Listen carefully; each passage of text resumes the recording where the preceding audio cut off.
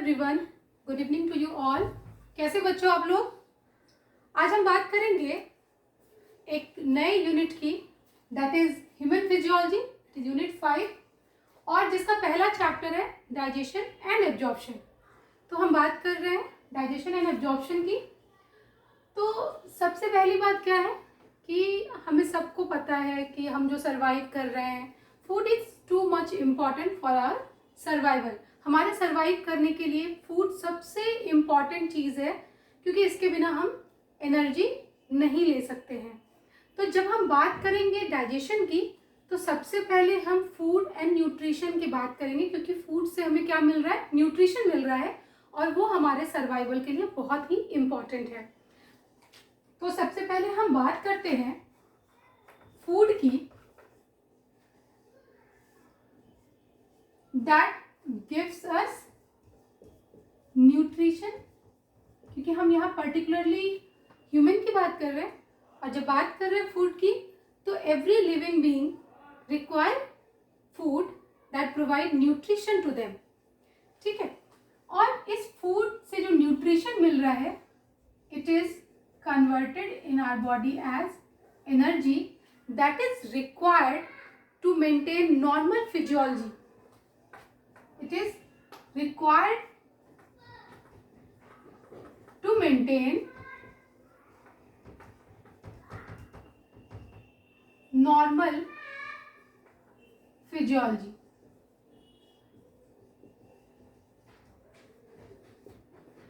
तो हम बात कर रहे हैं फूड की, जो हमें न्यूट्रिशन देगा, और इसको कंज्यूम करने के बाद, फूड को कंज्यूम करने के बाद जो हमारे पास न्यूट्रिशन आएगा, उसके थ्रू हमारे बॉडी में एनर्जी जनरेट होगा, और इस एनर्जी जनरेशन के कारण हमारे बॉडी की नॉर्मल फिजियोलॉजिकल एक्टिविटीज चलती रहेंगी। तो हम यहाँ पे जो न्यूट्रिशन हमें फूड से मिल रहा है, हम ये कह सकते हैं कि फूड गिव अस न्यूट्रिएंट्स, और इस न्यूट्रिएंट को हम further on the basis of the requirement in our body, we can subdivide the nutrient into 2 major groups. पहला मेजर ग्रुप होगा मैक्रोन्यूट्रिएंट्स,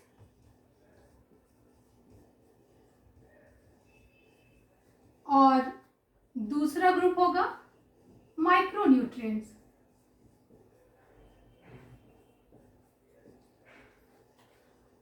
और अगर हम ह्यूमन की बात करें, तो हम यहाँ पे एक टर्म और लेकर के आ सकते हैं कि humans are heterotrophs,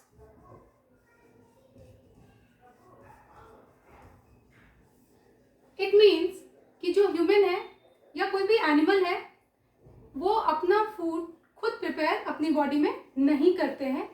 they are dependent on autotrophs.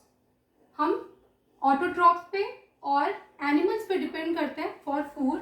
तो पहले चीज तो हम ये कह सकते हैं कि ह्यूमन्स आर हेटेरोट्रॉप्स, और ये जो न्यूट्रिएंट को हम इन अ डाइट इंक्लूड करते हैं, तो इसको हम फर्दर 2 कैटेगरी में डिवाइड करते हैं। एक है मैक्रोन्यूट्रिएंट और दूसरा है माइक्रोन्यूट्रिएंट। तो मैक्रोन्यूट्रिएंट को हम कह सकते हैं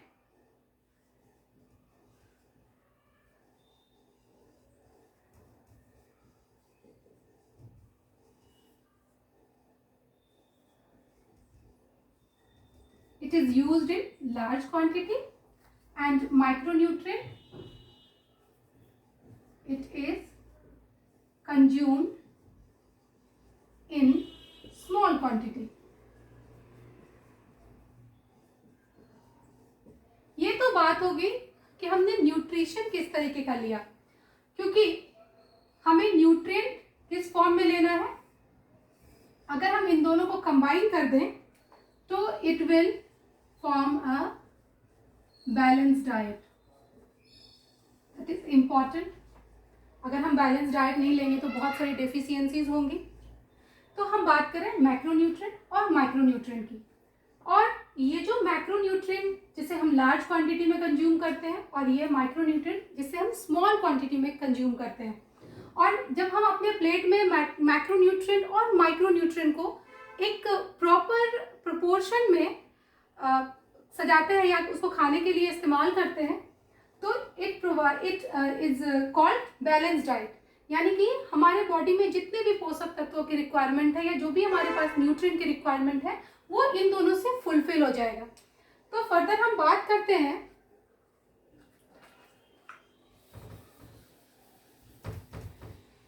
कि ये मैक्रोन्यूट्रिएंट और ये micronutrient they are very large in size, they are not in monomer stage, they are a polymer, they are as polymer।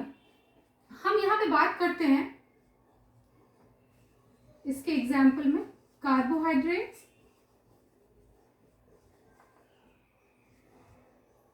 हम बात करते हैं लिपिड्स और फैट, हम बात करेंगे प्रोटीन्स की। हम सभी जानते हैं, हमने बायोमोलिक्यूल्स चैप्टर में भी ऑलरेडी पढ़ रखा है, ये जो कार्बोहाइड्रेट्स है they are polymer of saccharides. हम लिपिड और फैट की बात करेंगे तो polymers of fatty acid and glycerols, और प्रोटीन की बात करेंगे तो these are polymers of amino acids. ठीक है, तो ये जो मैक्रोन्यूट्रिएंट है, एक तो हम इसको लार्ज क्वांटिटी में कंज्यूम कर रहे हैं, दूसरी कि दे आर पॉलीमर्स, तो इनकी साइज काफी बड़ी होगी। अब इनकी साइज इतनी बड़ी है कि ये हमारे बॉडी में एब्जॉर्ब नहीं हो सकता है, ये हमारे ब्लड कैपिलरी के थ्रू एब्जॉर्ब नहीं हो सकता है। तो जरूरत ये होती है कि इनको जो भी मैक्रोन्यूट्रिएंट्स हैं इनको फर्दर ब्रेक किया जाए इन स्मॉलेस्ट फ्रैगमेंट, स्मॉलेस्ट मॉलिक्यूल। जैसे कि यहाँ पे पॉलीमर ऑफ सैकेराइड की जगह इसको ब्रेक करके मोनोमर के फॉर्म में ब्रेक किया जाएगा। यानी आपको पता है हमारी बॉडी में जो कार्बोहाइड्रेट के मोनोमर जो एब्जॉर्बेबल फॉर्म में होते हैं दैट इज कॉल्ड ग्लूकोज। ठीक है, तो ये कार्बोहाइड्रेट जो पॉलीमर ऑफ सैकेराइड जो हमने कंज्यूम किया, ये डायरेक्ट हमारे बॉडी में एब्जॉर्ब होकर के यूटिलाइज नहीं हो सकता है, इसलिए इसे ब्रेक डाउन, इसको ब्रेक करने की जरूरत है, इसे तोड़ने की जरूरत है इन सिंपलर फॉर्म। ऐसे ही फैट एंड लिपिड को भी ब्रेक किया जाता है इन इट सिंपलेस्ट फॉर्म, यानी फैटी एसिड एंड ग्लिसरॉल्स में, और प्रोटीन को अमाइनो एसिड में ब्रेक करने की रिक्वायरमेंट होती है। अब हम बात करेंगे माइक्रोन्यूट्रिएंट्स, तो इसमें कौन कौन से कंपोनेंट आएंगे। जैसे हमने यहाँ पे कार्बोहाइड्रेट, फैट एंड प्रोटीन की बात की, तो हम सिंपली बात कर सकते हैं, हम राइस एंड व्हीट को अपने खाने में यूज करते हैं, चावल और रोटी, तो हमने क्या खाया, कार्बोहाइड्रेट खाया। ठीक है, हमने रोटी पे बटर लगा लिया, दैट इज लिपिड। हमने दाल खाया, दूध खाया, जो भी डेयरी प्रोडक्ट खाया, most of the dairy products में सम अमाउंट ऑफ फैट भी होते हैं but they are basically proteinous in nature. तो इस तरीके से हम जो भी कंज्यूम कर रहे हैं ये सारे लार्जर सब्सटेंस हैं जिनको ब्रेक करने की जरूरत होती है, जिसको हम फर्दर आगे देखेंगे। अभी हम बात कर रहे हैं कि हम खाने में, डाइट में जो भी चीज़ें यूज कर रहे हैं, इन मैक्रोन्यूट्रिएंट्स के अलावा हम कुछ फ्रूट्स को भी कंज्यूम करते हैं, हम सैलेड्स खाते हैं, पानी पीते हैं, तो they are categorised under micronutrients. तो हम यहाँ बात करेंगे मिनरल्स, हम बात करेंगे विटामिन्स एंड वाटर। तो जब इन सारे न्यूट्रिएंट्स को हम मिला के कंज्यूम करते हैं तो हमें एक बैलेंस डाइट मिलता है। तो हमने एक डाइट तो ले लिया जिससे हमें न्यूट्रिशन मिलेगा, पर क्या हमें सिर्फ कंज्यूम करने से न्यूट्रिशन मिलेगा? ऐसा तो नहीं है बच्चों। तो हम इसको फर्दर पढ़ेंगे ये जो मैक्रोन्यूट्रिएंट एंड माइक्रोन्यूट्रिएंट्स हैं, they are further need to broken down into simpler substance so that they can be absorbed in our body and can be assimilated in our cells for further metabolic activities. तो I hope कि ये आपको समझ में आ गया कि हम लोग किस तरीके से मैक्रोन्यूट्रिएंट एंड माइक्रोन्यूट्रिएंट्स का कंजप्शन करते हैं, और मैक्रोन्यूट्रिएंट्स में कौन कौन से कंपोनेंट आते हैं, माइक्रो में क्या क्या आते हैं, और इनको फर्दर हम ब्रेक करके इन जब सिंपलेस्ट फॉर्म में ब्रेक किया जाता है, इस प्रोसेस को ही बेसिकली हम लोग डाइजेशन या फिजियोलॉजी ऑफ डाइजेशन कहते हैं.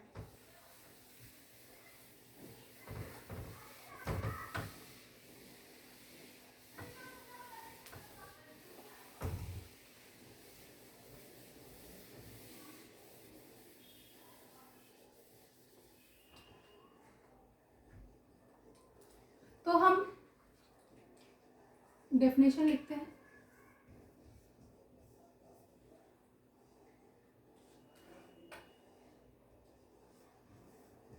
Digestion is the process of breaking down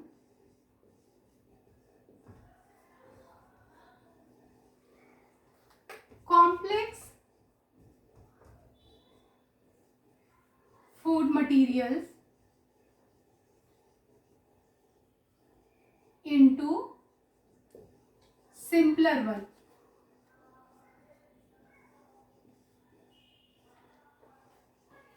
ठीक है. Digestion is the process of breaking down complex food material into simpler one. यानी जो हमने पॉलीमर को कंज्यूम किया था, यानी जो भी हमने मैक्रो एंड माइक्रो न्यूट्रिएंट्स को कंज्यूम किया था, वो पॉलीमर्स के फॉर्म में थे, उसको सिंपलेस्ट फॉर्म में ब्रेक किया जाए ताकि उसको हमारा बॉडी एब्जॉर्ब कर सके. ठीक है. तो हम यहाँ पे बात करते हैं, इसके लिए हमारा बॉडी दो मैकेनिज्म को इस्तेमाल करता है. पहला है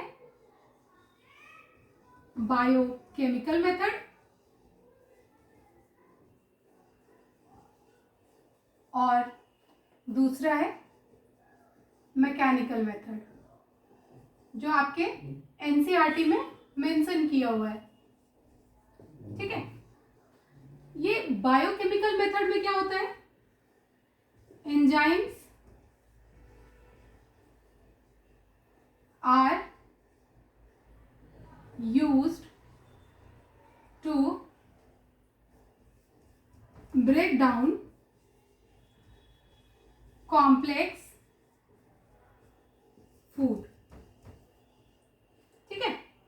बायोकेमिकल मेथड में क्या हो रहा है, एंजाइम्स जो है यहाँ पे इस्तेमाल किए जाते हैं, जिसके थ्रू जो कॉम्प्लेक्स फूड मटेरियल है उनको सिंपलर में ब्रेक किया जाता है विथ एंजाइमेटिक एक्शंस. और दूसरा है हमारा मैकेनिकल मेथड, जिसमें हम इंक्लूड कर सकते हैं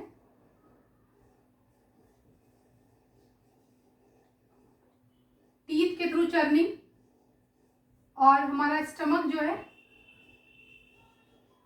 ये भी चर्निंग मूवमेंट करेगा. तो इसको हम किस में रखेंगे, मैकेनिकल मेथड में रखेंगे. ठीक है. आई होप यहाँ तक आपको समझ में आ रहा है कि हम लोग ये बायोकेमिकल मेथड और मैकेनिकल मेथड का इस्तेमाल करते हैं, या हमारे बॉडी इसको, या हमारा digestive system mechanical and biochemical method के थ्रू डाइजेशन के प्रोसेस को कंप्लीट करता है. आगे हम बात करेंगे कि जो हमारा डाइजेस्टिव सिस्टम है, digestive system includes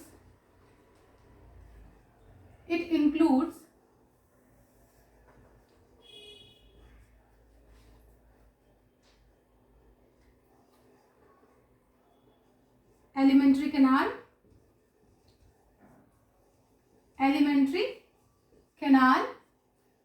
and associated glands.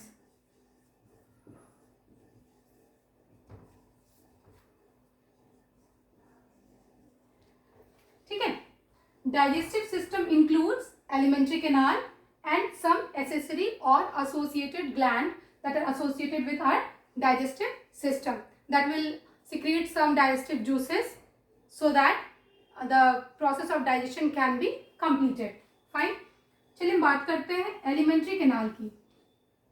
तो एलिमेंट्री कैनाल के बारे में हम बात कर रहे हैं और इधर लिखते हैं. हम इसे ऑल्सो कॉल्ड एज गट और गैस्ट्रो इंटेस्टाइनल ट्रैक्ट. ठीक है, हम इस एलिमेंट्री कैनाल को क्या क्या कह सकते हैं? हम इसे कॉमन लैंग्वेज में गट भी बोल सकते हैं और साथ ही साथ हम इसे गैस्ट्रो इंटेस्टाइनल ट्रैक्ट भी बोल सकते हैं. अब हम बात करेंगे ये जो एलिमेंट्री कैनाल है ये क्या है.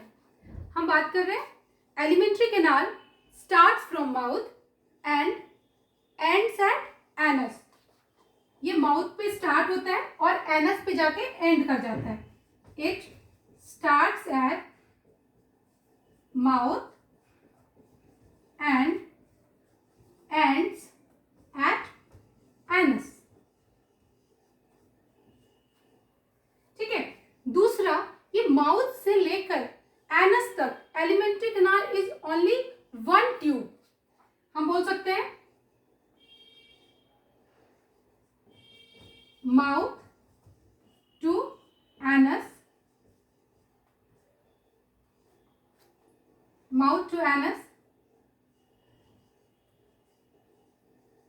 Elementary canal only one tube, only one tube. Alimentary canal में सिर्फ एक ट्यूब होता है that it differs in diameter at different position. ठीक है, इस एलिमेंट्री कैनाल में जैसे जैसे हम एलिमेंट्री कैनाल को देखेंगे प्रोसीड कर रहा है, हर अलग अलग पार्ट ऑफ एलिमेंट्री कैनाल में हम देखेंगे कि इनका जो डायमीटर है वो डिफरेंट होगा, but it is just one tube that is called gastrointestinal tract और गट. अब हम बात कर रहे हैं सम एसेसरी और एसोसिएटेड ग्लैंड की.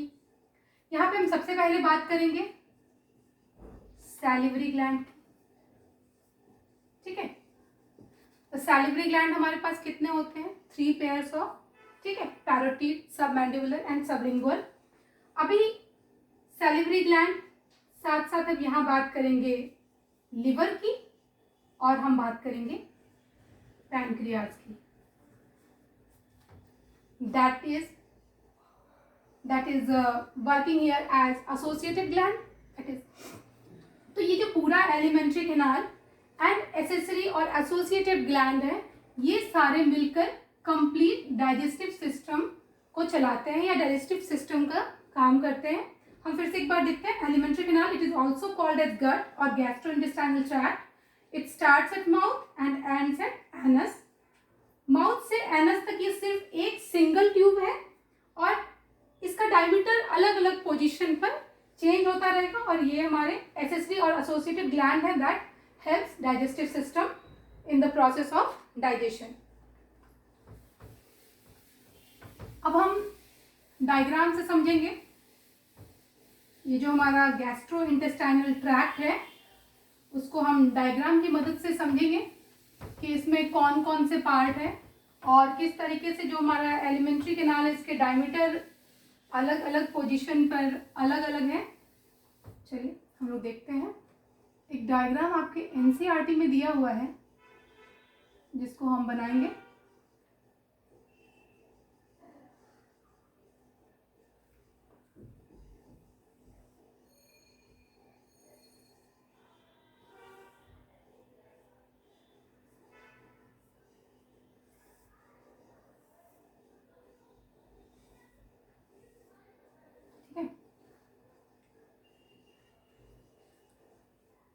यहाँ पे ये है माउथ,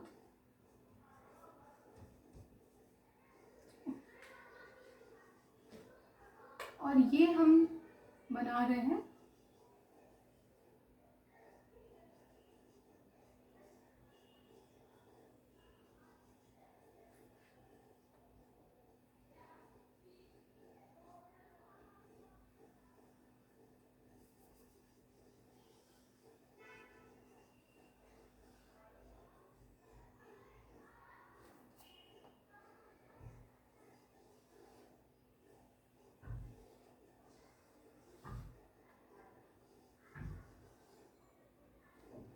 स्मॉल इंटेस्टाइन का पार्ट बना रहे हैं, और कलर चेंज कर लेते हैं।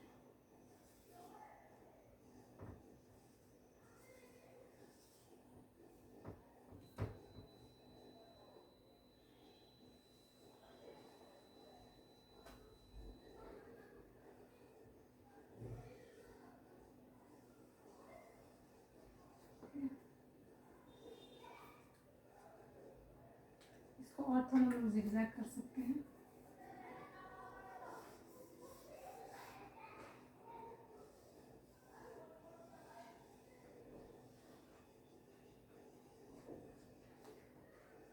So this is the entire structure of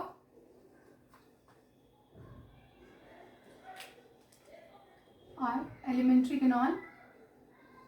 यहाँ पे हम इसको फर्दर पहले लेवल कर लेते हैं। दिस इज माउथ, और माउथ के बाद यहाँ पे हम इसको कहेंगे बकल कैविटी।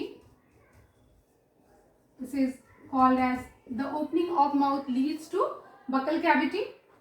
और इसके बाद ये हमारा submandibular and sublingual glands है। This is called parotid gland.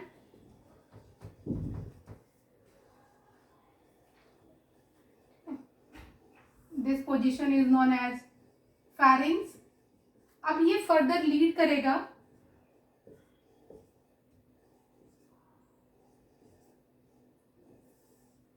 ये फूड पाइप में, जिसको हम कहेंगे एसोफेगस।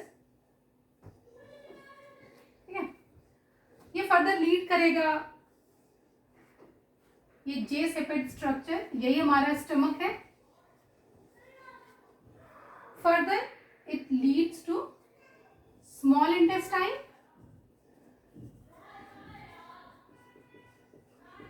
और ये जो थिक इन डायमीटर है इसे हम कहेंगे large intestine. Small intestine and large intestine are further divided in different parts, जिसको हम आगे पढ़ेंगे जब हम इसके सेक्शन में आएंगे। लेबलिंग बहुत गंदा हो जाएगा यहाँ पे। This is appendix. Now it is at present, हम इसको बोल सकते हैं वेस्टिजियल ऑर्गन एट प्रेजेंट। तो हमने बात किया एलिमेंट्री कैनाल का, ठीक है, जो स्टार्ट होता है माउथ से and that ends in anus. Anus के ऊपर ये रेक्टम है, ठीक है। माउथ से फूड को हमने इंटेक किया, ये च्यू करने के बाद टंग के हेल्प से फेरिंग्स रीजन में आएगा। फेरिंग्स के बाद ये फूड पाइप में ट्रेवल करेगा, ठीक है, इसोफेगस में आएगा। इसोफेगस के बाद ये स्टमक में आएगा, और स्टमक के बाद ये लीड करेगा small intestine and then large intestine, और जो भी अनडाइजेस्टेड फूड मटेरियल होंगे वो एनस के थ्रू एक्सक्रीट आउट हो जाते हैं। तो this is the complete human alimentary canal.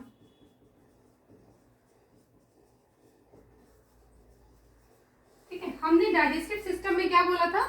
Human alimentary canal, साथ साथ सम एसोसिएटेड ग्लैंड में आगे पैरोटिड ग्लैंड, सब मैंडिबुलर, सब लिंगुअल ग्लैंड, और जो हमारे मेजर ग्लैंड्स हैं हम उसको बना लेते हैं। यहाँ पे हम बनाएंगे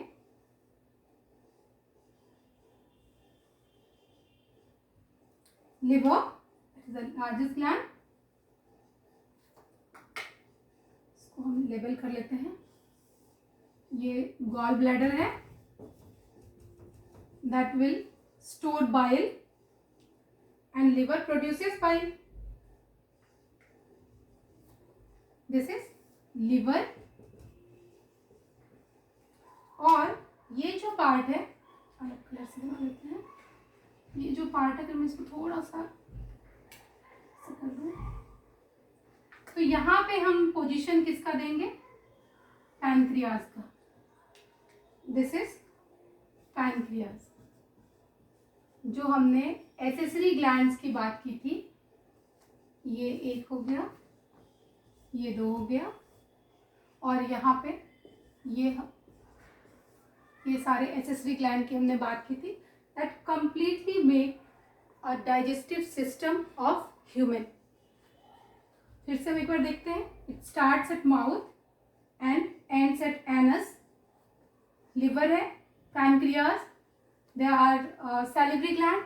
Salivary gland secretes saliva, जिसे हम लोग टाइलिन भी कहते हैं. there are 3 pairs. आगे बढ़ते हैं.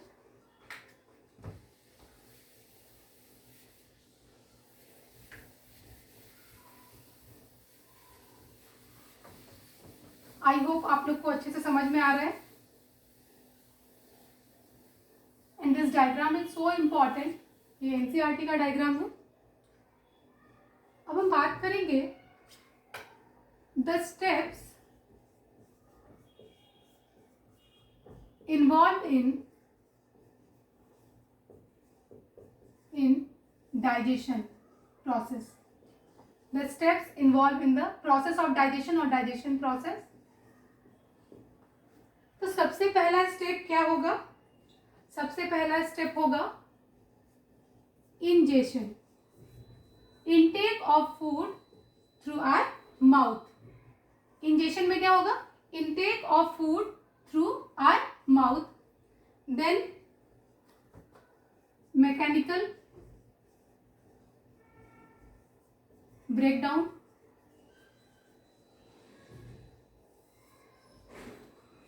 Then absorption.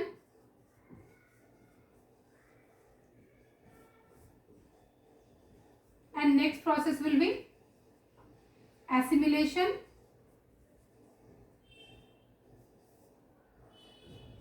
and egestion. तो बेसिकली हम डाइजेशन के प्रोसेस को इस 5 स्टेप से समझ सकते हैं, समराइज कर सकते हैं. ठीक है, जिससे मैं आगे इसको समझना बहुत आसान होगा. तो जो पहला प्रोसेस है, दैट इंडिकेट्स नहीं, मतलब that tells us about the ingestion of food, जिसको हम लिख सकते हैं. इंजेशन प्रोसेस जो है, सिंपली खाने को खाना है through our mouth. Intake of food through mouth. ठीक है, थ्रू माउथ. उसके बाद क्या होगा? माउथ से में हमारे पास टीथ है, वो खाने को तोड़ेगा स्मॉल पार्टिकल्स में. ठीक है, तो फिर मैकेनिकल ब्रेकडाउन होगा, जो कि मैकेनिकल ब्रेकडाउन हमारा स्टमक में भी होता है. चर्बी मूवमेंट होता है स्टमक में. तो हम बोल सकते हैं फाइनली फिर इनटेक ऑफ फूड के बाद टीथ एंड स्टमक के थ्रू मैकेनिकल ब्रेकडाउन होता है. तो food are broken down in smaller particles. Next step है, जबकि फूड स्मॉलर पार्टिकल्स में ब्रेक हो जाएगा, तो फिर हम कहेंगे ये इंटेस्टाइन में जो विलाई लाइक स्ट्रक्चर होते हैं, फिंगर लाइक प्रोजेक्शंस, वहाँ पे बहुत ज़्यादा ब्लड कैपलरी का सप्लाई, ब्लड कैपलरी वहाँ पे होती है, जो ब्लड सप्लाई होती है, वो आके इस स्मॉलर पार्टिकल्स को वहाँ पे एब्जॉर्ब कर लेंगे. तो नेक्स्ट स्टेप इज एब्जॉर्प्शन. ये जो फूड पार्टिकल जो भी ब्रोकन हुए हैं स्मॉलर पार्टिकल में, ये सारे जो सिंपलेस्ट फ्रैगमेंट में ब्रेक हुए होंगे, जैसे हमने बात किया था ना, जो पॉलीसेकेराइड्स हैं वो ग्लूकोज में ब्रेक हो रहे हैं. तो उस तरीके से जितने भी फूड पार्टिकल्स हमने इनटेक किया था, वो स्मॉलर पार्टिकल में ब्रेक होने के बाद हमारे इंटेस्टाइनल विलाई के थ्रू एब्जॉर्ब होते हैं. एब्जॉर्ब थ्रू blood capillary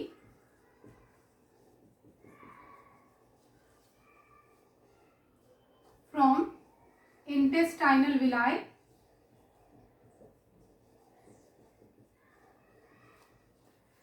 अब क्या होगा, जब ये एब्जॉर्ब हो जाएगा, उसके बाद एब्जॉर्ब करने के बाद रिक्वायरमेंट है कि इसको सारे सेल्स के पास भेज दिया जाए, ताकि सारे सेल जो है फर्दर इसका यूटिलाइजेशन कर सके और इसको यूज कर सके मेटाबॉलिक एक्टिविटीज के लिए। ठीक है, इस प्रोसेस को हम कहेंगे एसिमिलेशन, यानी कि absorb materials are sent to cells for further metabolic activity। Basically assimilation का मतलब होता है पार्ट हो जाना, किसी चीज का पार्ट हो जाना, यानी कि जो स्मॉलर ये एब्जॉर्ब मटेरियल जो थे, अब ये किसके पार्ट हो गए, ये सेल्स का पार्ट बन गए, सेल का एक इंटीग्रल पार्ट बन गए, जिसके थ्रू अब उनका फर्दर यूटिलाइजेशन होगा, मेटाबॉलिज्म में उसको यूज किया जाएगा।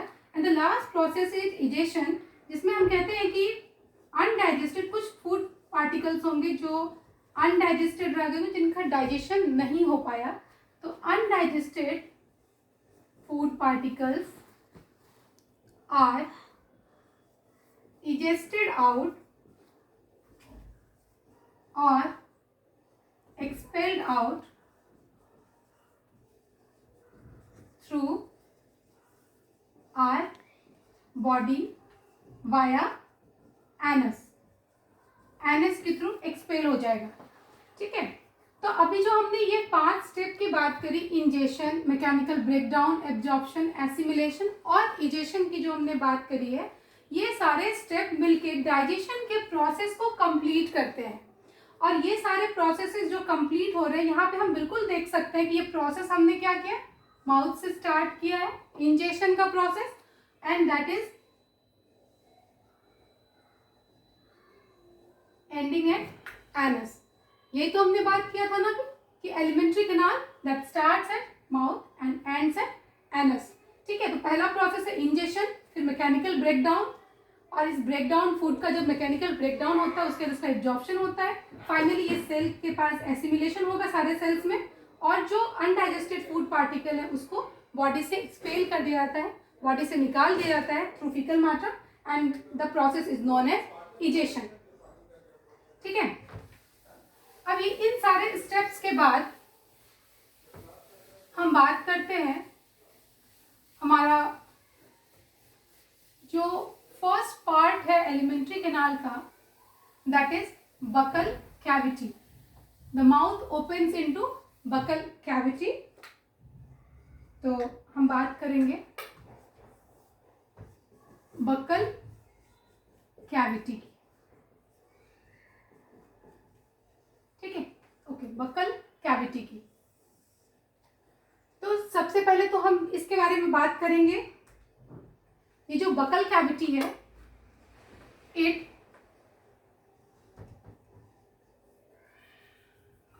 it is bounded by upper and lower lip। ये जो बकल कैविटी है, ये माउथ का जो कैविटी है, it is bounded by upper and lower lip. Upper और लोअर लिप से ये जो हमारा बकल कैविटी है ये इनक्लोज्ड है। जब हम अपर एंड लोअर लिप को फैलाएंगे तो हमें क्या मिलेगा, बकल कैविटी मिलेगा। ओके, अब हम बात करते हैं कि जो बकल कैविटी है यहाँ पे हमको और क्या क्या मिल रहा है, upper jaw and lower jaw. Upper jaw को क्या बोल रहे हैं,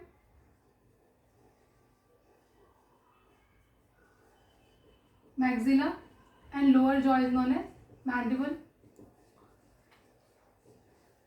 ठीक है, फिर हम बात कर रहे हैं कि इस upper and lower jaw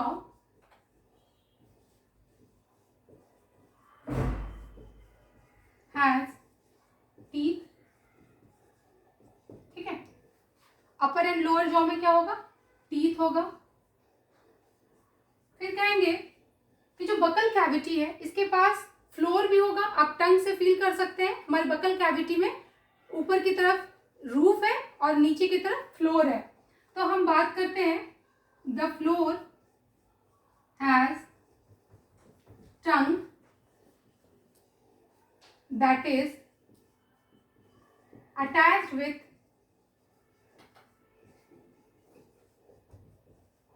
muscular fold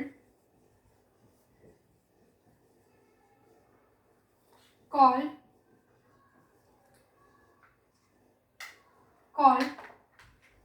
frenulum।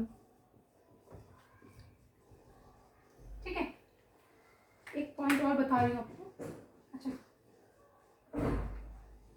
आगे कर लेंगे। फिर हम बात करते हैं roof. Roof of buccal cavity is called as palate। ठीक है, the roof of buccal cavity is called as palate। और क्या एक रह गया, the gap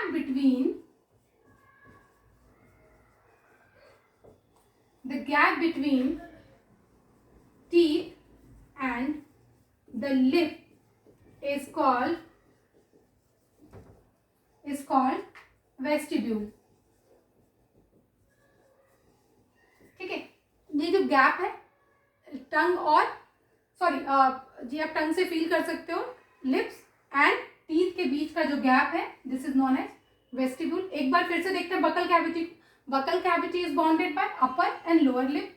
इस बकल कैविटी के अंदर हमें क्या मिल रहा है, अपर जॉ, लोअर जॉ, और इसमें क्या है, टीथ फिक्स है। और जो बकल कैविटी का फ्लोर है, इसमें टंग अटैच रहता है एक फोल्ड के through, that is known as frenulum, जिसे हम फ्रेनुलम कहते हैं। और जो रूफ है बकल कैविटी का, दिस इज कॉल्ड पैलेट। और जो गैप है टीथ और लिप के बीच का, this is known as vestibule. ठीक है, तो थोड़ा सा अभी हम लोग डिस्क्राइब करेंगे पैलेट को, that is the roof of buccal cavity. ठीक है, जैसे हम यहां बात कर रहे हैं डायग्राम के थ्रू,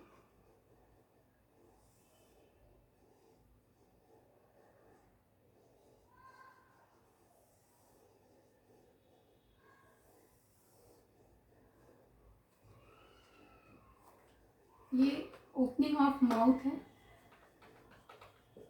और ये नाजल कैविटी है, या नोज की ओपनिंग है, नाजल पैसेज है। ठीक है, इसके थ्रू क्या एंटर करेगा, एयर, इसके थ्रू फूड प्लस एयर। ठीक है, अब ये वाला पार्ट अगर हम कहें, थोड़ा सा ऊंचा करते हैं,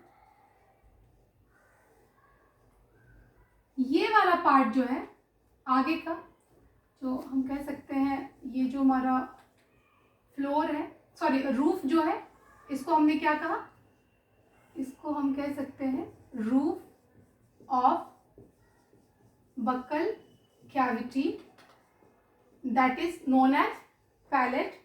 इस पैलेट को अगर हम देखें तो इसको हम दो पार्ट में डिवाइड कर सकते हैं, एक एंटीरियर पैलेट और एक पोस्टीरियर पैलेट। ठीक है, ये जो आगे का पार्ट है, this is anterior palate and this is posterior palate. ठीक है, तो जो एंटीरियर पैलेट है इट इज हार्ड स्ट्रक्चर, और जो पोस्टीरियर पैलेट है it is comparatively soft structure. ठीक है, ये anterior palate it is hard and the posterior palate is comparatively soft. अब हम एक और चीज की बात करते हैं, ये जो पैलेट है,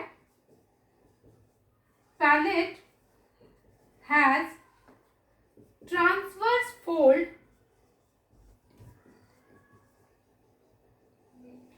दैट इज कॉल्ड रूगे। ये जो ट्रांसवर्स फोल्ड होगा, इसमें ट्रांसवर्स फोल्ड लाइक स्ट्रक्चर होगा, जिसको हम क्या कह रहे हैं, रूगे, जो आप टंग से फील कर सकते हो। This is not smooth, it has some transverse fold that is known as rugae. अब हम एक और चीज की बात कर रहे हैं। यहाँ पर जहाँ पर ये पोस्टीरियर सॉफ्ट वाला जो पैलेट है, इसके जस्ट पीछे यहाँ पे एक हैंगिंग स्ट्रक्चर है। There is a hanging structure, जिसे हम क्या बोलते हैं, यूवुला। इसको कहते हैं यूवुला। अब इसका काम क्या है? इस यूवुला का काम क्या है कि जब, जैसे हमें पता है ये नोज का पैसेज है, एयर यहाँ से आ रहा है, और ये, इसको हम लिख देते हैं फेरिंग्स, ठीक है। ये हमारा माउथ का कैविटी है, बकल कैविटी माउथ का चेंबर है। यहाँ पे हमने फूड को खाया। अब ये फूड फर्दर इसको यहाँ आना है इस पैसेज में, यानी कि डाउनवर्ड्स मूवमेंट करना है। बट फूड को तो पता नहीं कि मुझे डाउनवर्ड जाना है कि अपवर्ड जाना है। So this uvula, it is just hanging structure. अब ये यूवुला क्या करेगा, एट द टाइम जब हमारा फूड नीचे की तरफ डाउनवर्ड मूवमेंट करेगा, फर्दर हमारे एलिमेंट्री कैनाल में मूव करेगा, तो ये जो यूवुला है ये ऐसे करके इसको क्लोज कर देगा, इस पैसेज को क्लोज कर देगा, ताकि ये जो है ऐसे मूवमेंट होगा और ये हमारे नेजल पैसेज को क्लोज ब्लॉक कर देगा, ताकि जो हमारा फूड है ये फूड डाउनवर्ड मूवमेंट ही करे, ऐसे अपवर्ड मूवमेंट ना करे, ठीक है। सो हम लिख सकते हैं uvula hanging structure behind posterior palate, ठीक है। तो ये यूवुला जो है हैंगिंग स्ट्रक्चर है behind posterior palate, and it blocks, इसका फंक्शन क्या है, इट ब्लॉक्स या प्रिवेंट लिख सकते हैं, it prevents upward movement of ingested food, ठीक है। सो ये यूवुला जो है ये इंजेस्टेड फूड का अपवर्ड मूवमेंट को प्रिवेंट करेगा, जिसके कारण हमारा फूड जो वो डाउनवर्ड ही उसको पैसेज मिलेगा डाउनवर्ड मूवमेंट का, और वो डाउनवर्ड मूव करेगा। तो आई होप आप समझ गए इसको। अब हम इसमें बात करेंगे बकल कैविटी में जो मेजर पार्ट है, हमने बकल कैविटी का फ्लोर और रूफ ये देख लिया। अब इसमें जो हमें मेजर पार्ट स्टडी करना है वो है टंग और टीथ। बकल कैविटी का जो दो मेजर पार्ट है, टंग और टीथ, जिसको हम लोग नेक्स्ट लेक्चर में कंप्लीट करेंगे। आई होप आज का क्लास आपको समझ में आया, और नेक्स्ट क्लास में हम टंग और टीथ के साथ कंटिन्यू करेंगे। Thank you everyone, thank you everyone.